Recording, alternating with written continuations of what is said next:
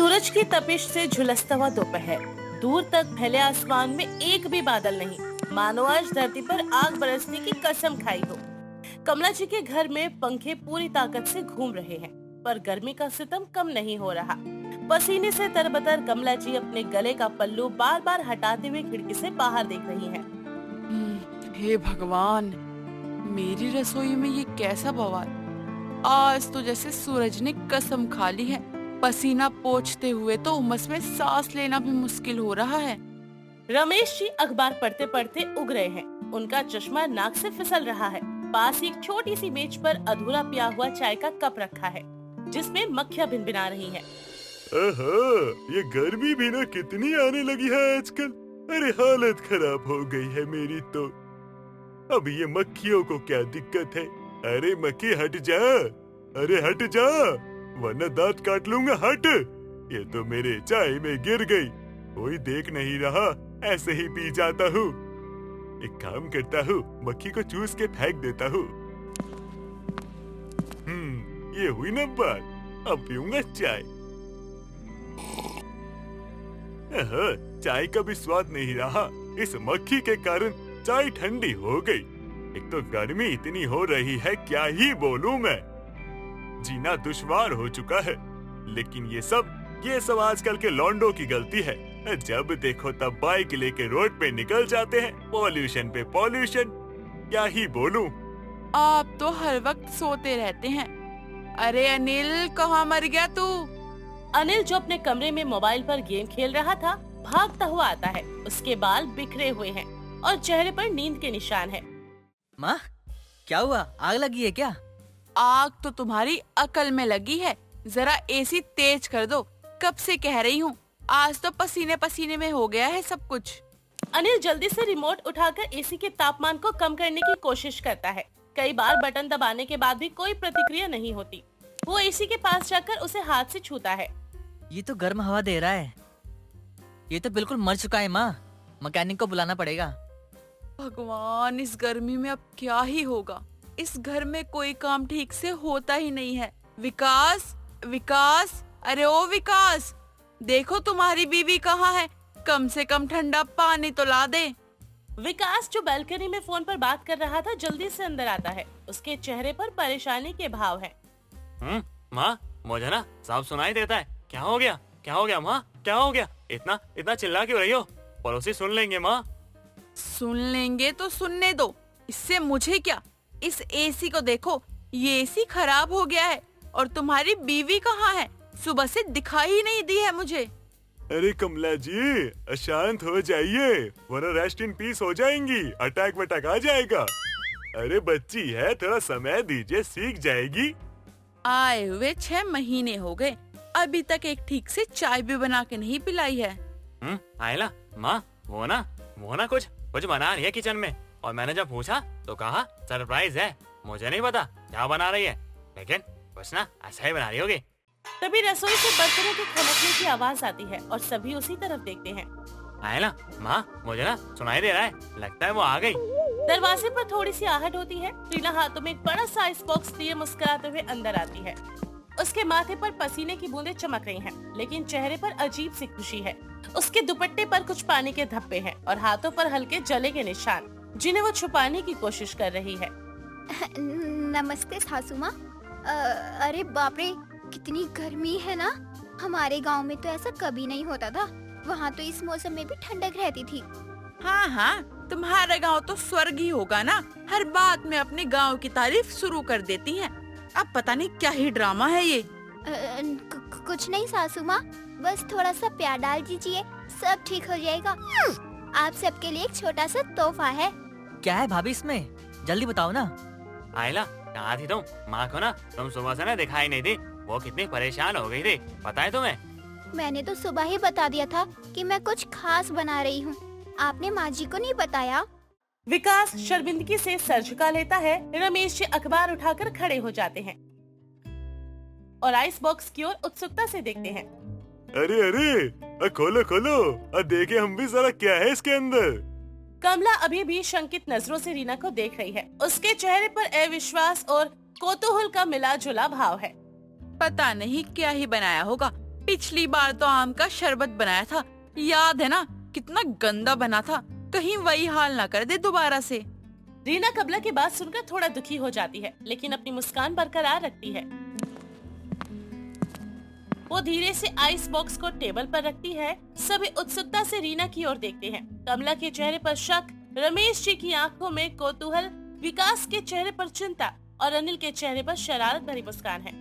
आज मैं कुछ ऐसा लाई हूँ जो शायद आप सबको पसंद आए, इस गर्मी में थोड़ी ठंडक पहुँचाने के लिए। भाभी जल्दी खोलिए, मैं इंतजार नहीं कर सकता। ठीक है देवर जी, आपके लिए ही खोल रही हूँ। रीना धीरे से आइस बॉक्स के ढक्कन को खोलने लगती है। ठंडी भाप बाहर निकलती है और कमरे में एक मीठी सुगंध फैल जाती है। सबकी आंखें विस्मय से फैल जाती हैं। कमला भी अनायास ही आगे झुक जाती है। रीना धीरे से आइस बॉक्स खोलती है, उसमें से भाप निकलती है और उसकी आंखों में एक चमक आती है। आज मैंने सबके लिए कुछ खास बनाया है। ये रही घर की बनी स्पेशल मलाई कुल्फी और ये रहा ताजा आम पन्ना, और एक बोतल और निकालती हूँ, वो है गुलाब शरबत की। वाह भाभी, आप तो कमाल हो। छिपकली काट खाएगी अगर माँ ने ये नहीं खाया तो। अब देखते हैं तुम्हारी कुल्फी में क्या ही जादू है। 1 साल पहले की याद सभी के दिमाग में ताजा हो जाती है। पिछली गर्मी रीना नई नई ससुराल आई। वो सबको खुश करने के लिए आम का शरबत बना रही थी। बस थोड़ा सा प्यार डाल दीजिए, सब ठीक हो जाएगा। हमारे गांव में तो ऐसे ही बनाते थे। रीना ने सभी के लिए आम का शरबत बनाया। विकास, अनिल और रमेश ने तो पिया, लेकिन कमला ने एक घूंट लेते ही मुंह बना लिया। इसमें तो नमक ज्यादा है और मिठास कम है। तुम्हें तो कुछ भी बनाना नहीं आता है। जब से आई हो कोई काम ठीक से नहीं किया होगा। सॉरी सासू माँ, अगली बार अच्छा बनाऊंगी। हमेशा ना अगली बार का नाम लगा देती है, और कुछ तो तुझे आता ही नहीं है। कमला के जाने के बाद रीना चुपचाप रोती है। विकास उसे सांत्वना देता है। आयला, तुम ना चिंता मत करो, मेरी माँ को ना सब दिखता है। बस उनका ना स्वभाव ना ऐसा ही है। वो ना धीरे धीरे समझ जाएगी और सब ठीक हो जाएगा। अगली गर्मी तक मैं ऐसा स्वादिष्ट ठंडा मलाई बनाऊंगी कि सासू माँ भी तारीफ करने पर मजबूर हो जाएंगी। वर्तमान में वापस सभी अभी भी रीना के आइस बॉक्स के चारों ओर जमा हैं। मैं कैसे मान लूं कि ये तुमने बनाया है? जरूर बाजार से खरीद के लाई होगी। नहीं सासू माँ, मैंने सुबह 4 बजे से ही मेहनत की है इसे बनाने के लिए। पिछले 3 महीने से हर हफ्ते प्रैक्टिस कर रही हूँ। अरे अरे कुल्फी, अरे लाओ लाओ, बस जरा चक्कर देखो। आहा, स्वाद तो सच में बड़ा अच्छा आ रहा है। अरे वाह वाह वाह वाह, ये कितना स्वादिष्ट है। कमला जी, आप भी चक्कर देखो। हाँ माँ, वरना छिपकली काट खाएगी। कमला थोड़ी हिचकिचाहट के साथ कुल्फी का एक टुकड़ा अपने मुंह में रखती है और चेहरे पर सख्ती और धीरे धीरे पिघलने लगती है। ये तो वाकई अच्छी है। सच में सासू माँ, आपको पसंद आई? तभी दरवाजा खटखटाता है और पड़ोसन पूनम अंदर आती है। अरे क्या हो रहा है यहाँ पे? इतनी ज्यादा खुशी? अरे वाह, मेरी फेवरेट कुल्फी यहाँ कैसे आई? किसने मंगाई है? बाहर से नहीं मंगवाई है, मेरी बहू ने बनाई है ये। रीना आश्चर्य से कमला की ओर देखती है। ये पहली बार नहीं है कि उन्होंने रीना की तारीफ की है। पूनम कुल्फी चखती है और उसकी आंखें फैल जाती हैं। अरे सही बताऊं, बाजार से भी बहुत ही अच्छी है ये कुल्फी। ये एक मेरी बहू है, ये तो बना ही नहीं पाएगी ऐसी कुल्फी। तूने तो बहुत ही बढ़िया बनाई है। रीना इस बॉक्स से एक लिफाफा निकालती है। और ये रही एक चिट्ठी, मेरे दिल की बात। भाभी पढ़िए। विकास अब तक चुप था। वो रीना के पास आता है। रीना, तुम्हें ना इतनी मेहनत करने की क्या जरूरत थी? क्योंकि मैं इस घर का हिस्सा बनना चाहती हूँ विकास। सिर्फ एक बहू ही नहीं, बल्कि एक परिवार का हिस्सा। रीना चिट्ठी खोलती है और पढ़ने लगती है। प्रिय परिवार, ये सिर्फ एक ठंडा तोहफा नहीं है, ये मेरा प्यार है, मेरी मेहनत है और मेरा इंतजार भी कि एक दिन आप सब मुझे सिर्फ बहू नहीं, घर का हिस्सा मानेंगे। पिछली गर्मी में जब मेरा शरबत अच्छा नहीं बना तो मैंने ठान लिया था कि अगली बार ऐसा स्वाद लाऊंगी ना जो आपके दिल को छू जाएगा। रीना, मुझे माफ कर दो, मैंने तुम्हारे साथ बहुत गंदा बर्ताव किया है। अचानक पूनम हंसने लगती है। अरे वाह कमला, एक कुल्फी में तुम तो पिघल गई बिल्कुल। कमला का चेहरा तमतमा जाता है। तुम अपना मुंह बंद रखो। तुम्हें क्या पता कि एक बहू क्या होती है। तुम्हारी बहू तो हमेशा बाहर रहती है। कम से कम तेरी तरह मैं अपनी बहू को हर रोज ताने थोड़ी कसती हूँ। मेकअप करूंगी तो सुंदर लगूंगी, ये कह के निकल जाती है तू। रीना बीच में आकर पूनम को टोकती है। पूनम आंटी, आप भी एक कुल्फी लेकर जाइए, मैंने आपके परिवार के लिए भी बनाई है। पूनम अचकचा जाती है और शर्मिंदा होकर कुल्फी ले लेती है। धन्यवाद बेटा, तुम जीती रहो। पूनम के जाने के बाद कमला रीना के पास आती है। रीना, मैंने तुम्हें कभी मौका नहीं दिया, हमेशा तुम्हें कोसती रही। आज तुमने मुझे शर्मिंदा कर दिया। सच में तुमने ना घर में मिठास भर दी है। रीना और कमला एक दूसरे को गले से लगा लेते हैं। रमेश और अनिल मुस्कुरा रहे हैं। अरे देखा, मैंने कहा था ना, बहू को समय दो, सब कुछ सही हो जाएगा। अब देखा, हो गया ना सही। भाभी आपने तो इस बार और कमाल कर दिया। आयला, मुझे ना सब दिखता है, लेकिन ना आप लोगों को ना दिख नहीं रहा था। लेकिन अब आप लोगों को ना दिख गया, तो आपको कदर हो गई। रीना सबके लिए आम पन्ना और गुलाबी शरबत सर्व करती है। अनिल मजे से पीता है। और एक और सरप्राइज है आपके लिए सासू माँ। ये लीजिए सासू माँ, ये आपके लिए है। कमला गिफ्ट बॉक्स खोलती है और देखती है कि उसमें एक सुंदर गले का हार है। बेटा, ये तो बहुत खूबसूरत है, लेकिन ये मुझे क्यों? क्योंकि कल आपका जन्मदिन है सासू माँ, मैं कभी नहीं भूलती। हमारे गांव में हम कहते हैं, रिश्ते निभाने से बनते हैं। कमला फूट फूट कर रो पड़ती है और रीना को गले से लगा लेती है। मैं तो अपने ही बेटे का जन्मदिन याद रखती थी और तुमने मेरा भी याद रखा। मैं कितनी बुरी सास हूँ। नहीं सासू माँ, आप बुरी नहीं है, बस थोड़ी सी सख्त हैं। और मुझे पता है, वो सख्ती भी प्यार से ही आती है। विकास की आंखों में आंसू आ जाते हैं। आयला, मुझे ना अपने घर की औरतों पर ना नाज है, नाज। शाम हो चुकी थी। परिवार सारी कुल्फी, शरबत और पन्ना खत्म कर चुका था। सभी बैल्कनी में बैठे हैं और ठंडी हवा का आनंद ले रहे हैं। अरे पता नहीं क्यों, अरे आज तो मुझे गर्मी लग ही नहीं रही। लगता है मैं जवान हो गया हूँ। भाभी ने सिर्फ पेट में ही नहीं, बल्कि दिलों में भी ठंडक पहुंचा दी। सब हंस पड़ते हैं। कमला रीना का हाथ थामती है। बेटा, मैं तुम्हें सब कुछ सिखाऊंगी, क्योंकि मैं तुम्हारी सास नहीं, मैं तुम्हारी माँ हूँ। सासू माँ, मैंने हमेशा सोचा था कि मेरी जगह कोई नहीं ले सकता, पर अब मैं चाहती हूँ कि तुम सब कुछ संभालो। तभी अनिल की नजर रीना के हाथ पर पड़ती है और उसके हाथ पर जले के निशान होते हैं। भाभी आपकी ये हाथ तक क्या हुआ? सब रीना का हाथ देखते हैं। आयला, ये क्या, तुम्हारे हाथों पे जले के निशान? कुछ नहीं, बस थोड़ी जल गई थी कुल्फी बनाते वक्त।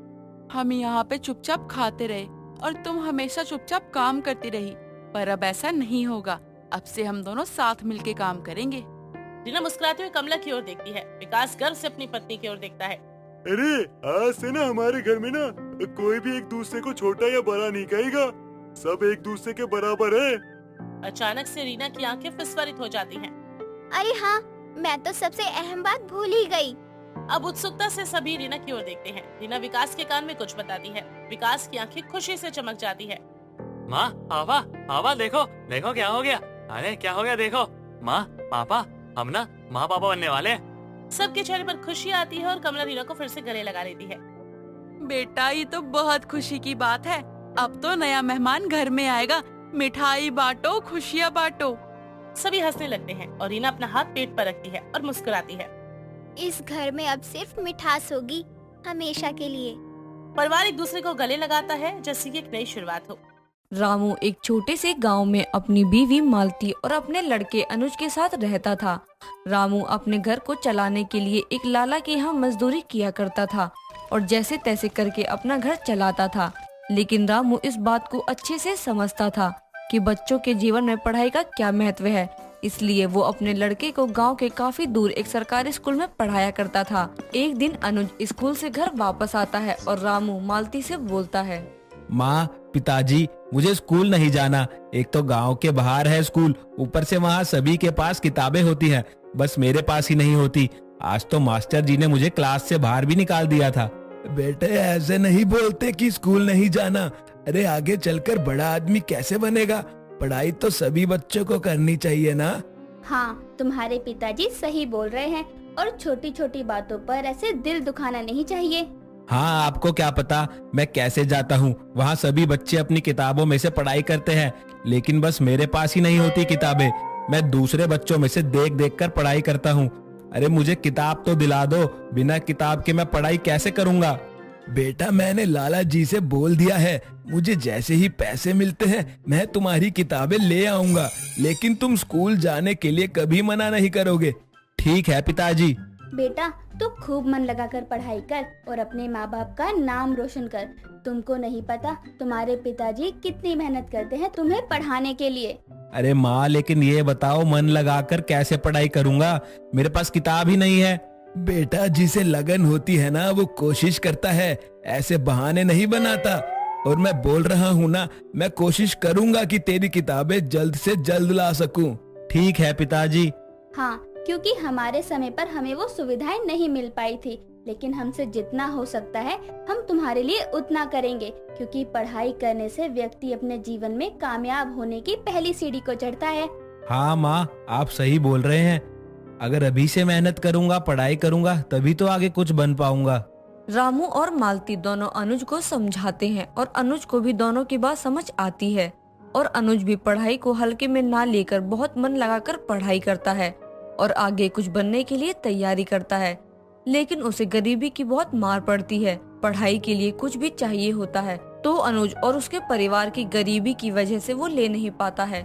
कुछ दिनों बाद रामू अनुज से बोलता है, बेटा मेरे मालिक के बेटे को पढ़ाने के लिए बाहर से मास्टर जी आते हैं, तो तू भी वहीं पढ़ लियो, क्योंकि हमारी इतनी हैसियत तो नहीं है कि तुझे ट्यूशन भेज सके।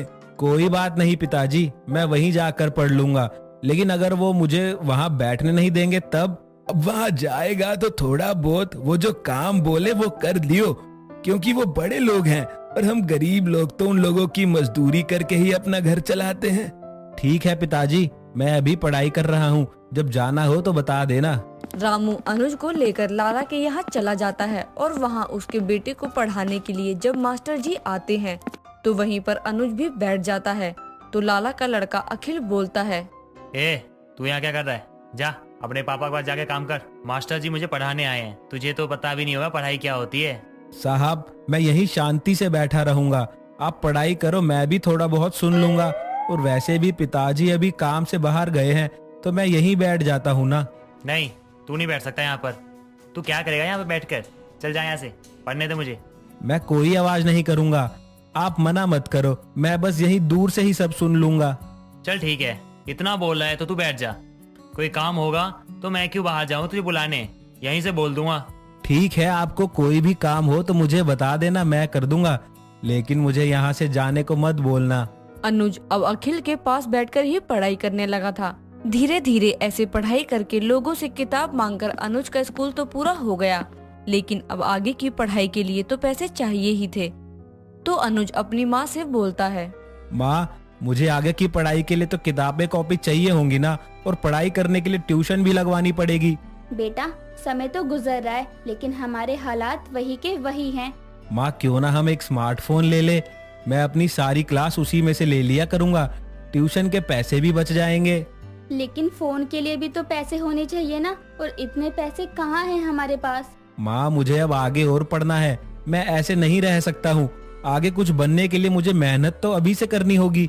दोनों बात ही कर रहे होते हैं कि इतने में अनुज के पड़ोस वाले आते हैं और अनुज को अपने बच्चे पढ़ाने के लिए बोलते हैं।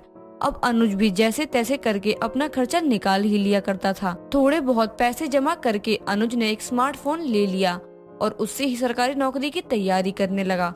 ऐसे ही कुछ दिन चलता रहता है। अनुज बहुत मेहनत करता था और कुछ दिनों बाद वो सरकारी नौकरी के लिए फॉर्म भी भरता है और परीक्षा में पास भी हो जाता है, लेकिन फिर भी उसे सरकारी नौकरी नहीं मिलती और वो निराश होकर घर जाता है। और उसकी उतरी हुई शक्ल देखकर रामू और मालती बोलते हैं, क्या हुआ बेटा, तुम इतने परेशान क्यों हो? तुम्हारी परीक्षा का परिणाम क्या आया? माँ परीक्षा का परिणाम तो अच्छा आया है, लेकिन मेरा नाम सरकारी नौकरी में नहीं आया। लेकिन क्यों? जब परिणाम अच्छा आया है तो नौकरी क्यों नहीं मिली? पहले तो जिन बच्चों के पास कोटा था उन लोगों को मिल गई, और फिर थोड़ी बहुत जगह बची थी उसमें लोग पैसे देकर घुस गए, इसलिए मेरा नाम ही नहीं आया। लेकिन वो लोग ऐसा कैसे कर सकते हैं? जब तुम परीक्षा में सफल हो गए थे तो नाम तो तुम्हारा ही आना चाहिए था ना। कोई बात नहीं बेटा, तू निराश मत हो। भगवान ने एक रास्ता बंद किया है तो क्या हुआ, कहीं ना कहीं वो 4 रास्ते और खोल देंगे। ऐसे ही होता है, इतनी मेहनत की मैंने लेकिन कोई फायदा नहीं।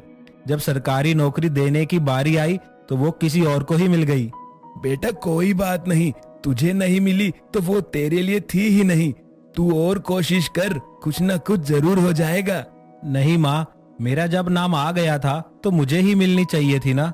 तू इससे भी बड़ी सरकारी नौकरी की तैयारी कर, क्या पता तेरी मेहनत वहाँ सफल हो जाए। हाँ, आप सही बोल रहे हो। इतनी मेहनत करके मैं हार नहीं मान सकता हूँ, मुझे और कोशिश करनी ही होगी। अनुज को दोनों वापस समझाते हैं और अनुज फिर दोबारा कोशिश करने लगता है। अब वो और भी ज्यादा कड़ी मेहनत करता है।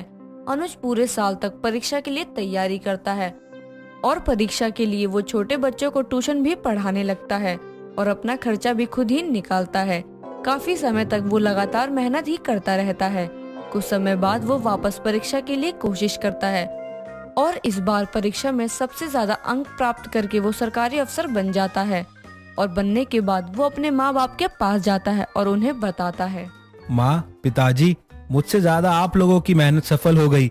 मेरी सरकारी नौकरी लग गई और वो भी पूरे गांव में किसी की नहीं लगी। मैं कलेक्टर बन गया हूँ। क्या तूने हमें वो खुशी दी है जिसका हम इतने समय से इंतजार कर रहे थे? आखिर तूने आज वो खुशी दे ही दी। लेकिन माँ, आप रो क्यों रही हो? अब तो हमारी गरीबी के दिन खत्म। आप लोगों ने आज तक जितनी मेहनत की है, अब मैं आप लोगों को उससे भी ज्यादा आराम की जिंदगी दूंगा। बेटा, वो खुशी के आंसू हैं। हम तुम्हारे लिए बहुत खुश हैं। मैं इसीलिए ही पढ़ाई को इतना महत्व देता था और आज तुमने अपने माँ बाप का नाम रोशन कर दिया। मुझे गर्व है बेटा तुम पर। ये आज जो भी हुआ है आप लोगों की वजह से ही हुआ है। आपकी वजह से ही मेरी सरकारी नौकरी लगी है। लेकिन मेहनत तो तूने ही की है ना। लेकिन उस मेहनत को बढ़ावा भी तो आप लोगों ने ही दिया था। हाँ, गरीब के घर में भी तूने इतनी मेहनत से सरकारी नौकरी लेकर हम लोगों का सर गर्व से ऊंचा कर दिया है। अनुज की सरकारी नौकरी लग जाती है और उसके बाद रामू और मालती की खुशी का ठिकाना ही नहीं रहता। आखिरकार गरीब के घर में भी अनुज ने अपने दिन रात को एक करके सरकारी नौकरी हासिल कर ही ली थी और उसके बाद सभी खुशी खुशी रहते हैं।